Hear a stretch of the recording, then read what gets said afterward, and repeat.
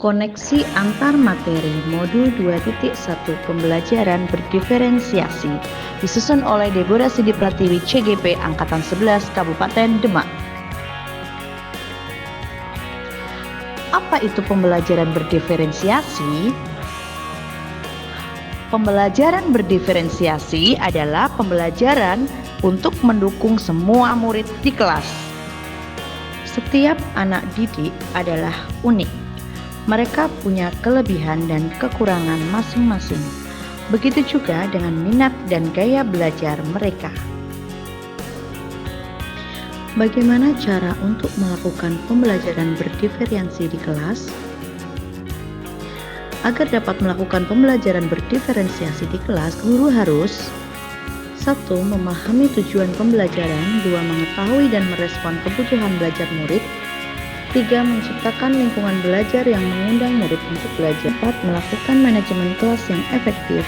5. Melakukan penilaian berkelanjutan. Berkaitan dengan kebutuhan belajar murid, guru harus memahami 3 aspek berikut. Kesiapan belajar murid. Kesiapan belajar murid mengharuskan guru untuk menilai pengetahuan awal dan menentukan apa yang telah murid ketahui dan di mana murid berada. Minat belajar murid. Minat setiap anak pasti berbeda-beda. Minat adalah salah satu motivator penting bagi murid untuk terlihat lebih aktif dalam proses pembelajaran. Profil belajar murid, lingkungan, budaya, gaya belajar, dan kecerdasan majemuk. Kebutuhan belajar murid dapat diidentifikasi dengan cara berikut ini. Mengamati perilaku murid, mengidentifikasi pengetahuan awal, mereview dan melakukan refleksi terhadap praktik pembelajaran, membaca rapot murid sebelumnya, menggunakan berbagai penilaian formatif dan diagnostis. Strategi untuk mendiferensiasi pembelajaran. 1. Diferensiasi konten.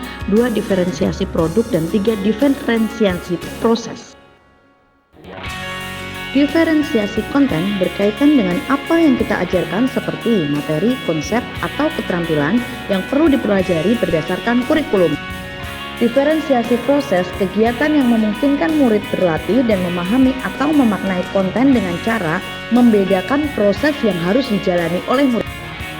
Diferensiasi produk, bukti yang menunjukkan bahwa murid telah memahami dengan cara membedakan atau memodifikasi produk sebagai hasil belajar murid. Apakah keterkaitan antara modul belajar berdiferensiasi dengan modul yang lainnya? Modul 1.1 dan modul 2.1. Untuk dapat melakukan pembelajaran berdiferensiasi, maka guru harus berusaha memenuhi kebutuhan belajar anak sesuai kodrat alam dan kodrat zaman. Modul 1.2 dan 2.1.